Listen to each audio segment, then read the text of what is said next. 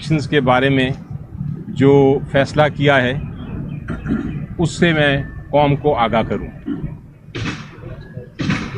आप सबको पता है कि पीटीआई ने इंट्रा पार्टी इलेक्शंस कराए थे 2021 में और हाल ही में 2022 में, और हाल ही में इलेक्शन कमीशन ऑफ पाकिस्तान ने एक नोटिस दे दिया कि आपको, चूंकि आपने इलेक्शन नहीं कराए तो क्यों ना आपको हम ये बैट का जो बल्ले का सिंबल है वो हम ना दें।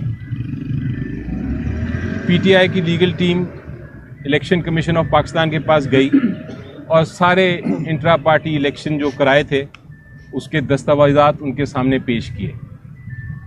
इलेक्शन कमीशन ऑफ पाकिस्तान ने वो देख के और बहस सुनने के बाद ये फैसला किया, और ये फैसला रिपोर्ट भी हुआ पूरी मीडिया पे अगले दिन और उस दिन भी, कि हम सेटिस्फाइड हैं। इलेक्शन कमीशन ऑफ पाकिस्तान ने कहा हम सेटिस्फाइड हैं, हम मुतमईन हैं कि आपने ये इलेक्शन कराया था, इसलिए हम ये अपना नोटिस जो है वो वापस लेते हैं।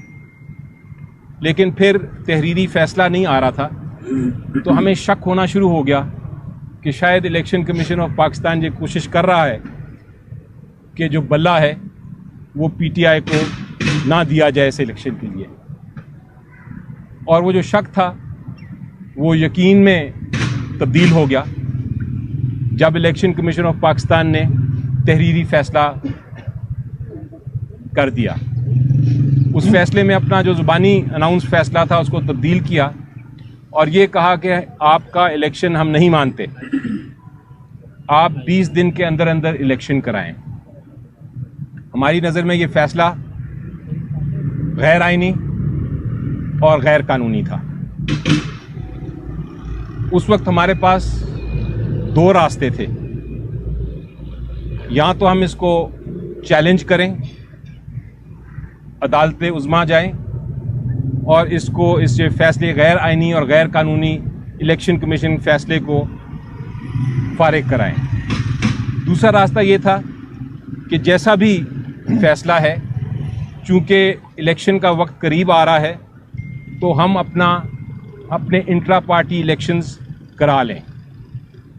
जब ये पीटीआई की लीडरशिप के सामने ये मामला आया तो हमने ये फैसला किया कि हम दोनों रास्ते अपनाएंगे, अपील भी करेंगे और उसके साथ साथ हम इंट्रा पार्टी इलेक्शंस पीटीआई के भी कराएंगे। मेरी कल इमरान खान साहब से मुलाकात हुई और उसमें ये जो लीडरशिप की तजवीज़ थी वो उसके ऊपर मुशावरत की उनके साथ, और फाइनली उन्होंने ये प्रूव कर दिया।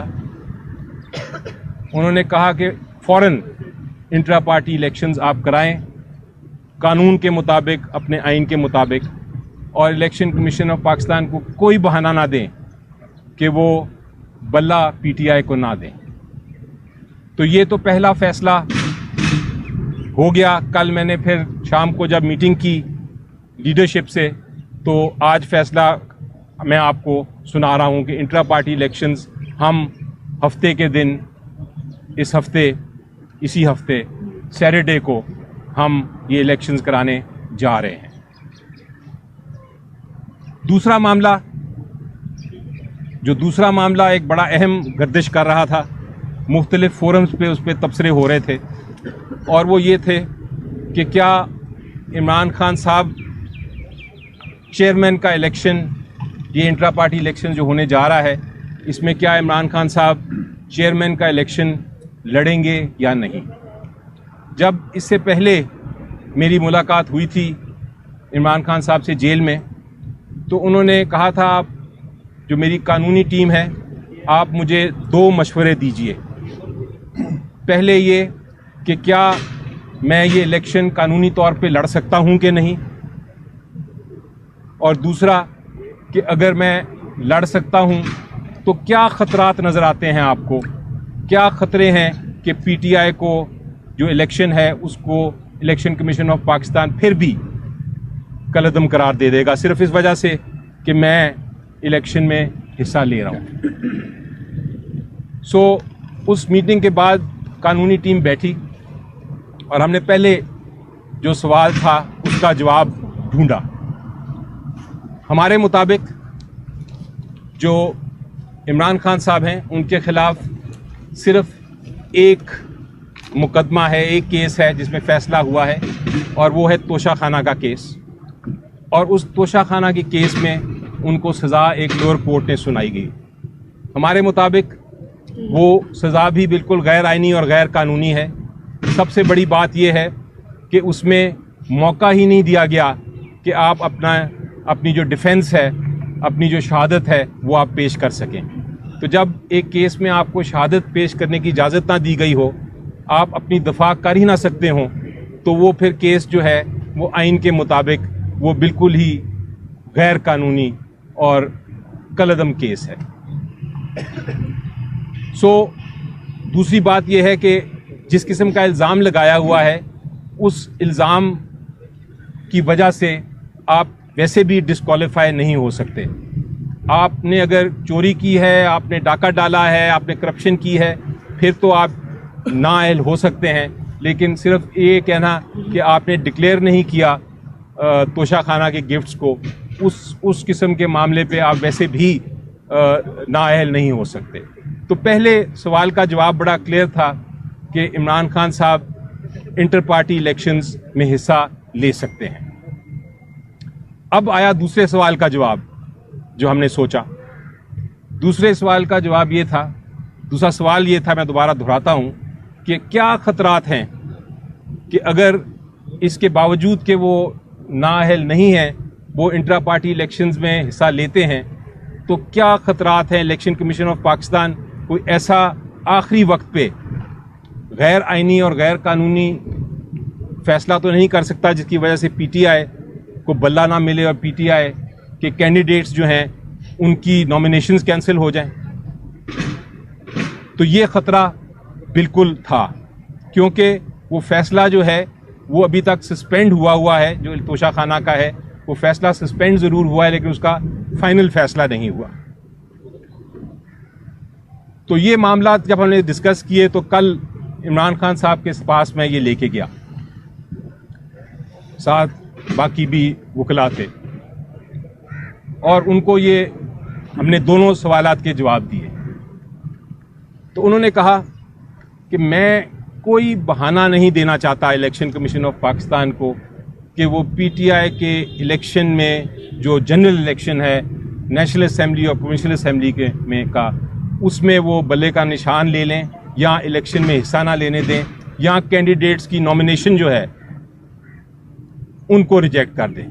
मैं किसी किस्म का ये खतरा मोलना नहीं चाहता, क्योंकि पब्लिक हमारे साथ है। इलेक्शन जब होंगे हम इंशाल्लाह जीतेंगे। मैं इलेक्शन में हिस्सा लेना चाहता हूं, जनरल इलेक्शन में। ये इंट्रा पार्टी इलेक्शन जो है मेरे लिए कोई अहमियत नहीं रखता। मैं चाहता हूं कि मेरा जो केस है तोशाखाना वाला, जिसकी शायद कल समाअत है, वो जल्द से जल्द उसकी समाअत हो, उसका फैसला हो। जब वो फैसला हो जाएगा मैं intra party election as chairman दोबारा लड़ लूँगा। फिलहाल आर्जी तौर पे आप अरेंजमेंट करें कि ये इलेक्शन कराएं, इंट्रा पार्टी इलेक्शन। इसमें जो भी इलेक्शन के तकाजे हैं, जो भी पैनल है, वो पैनल मैं अप्रूव करता हूं। आप जाके ये फैसला लीडरशिप से करा लें और फिर उस पैनल के ज़रिए इलेक्शन कराएं। तो ये दूसरा उनका फैसला कल मैंने रखा सीनियर लीडरशिप के पास, और वो सीनियर लीडरशिप ने वो भी अप्रूव कर दिया।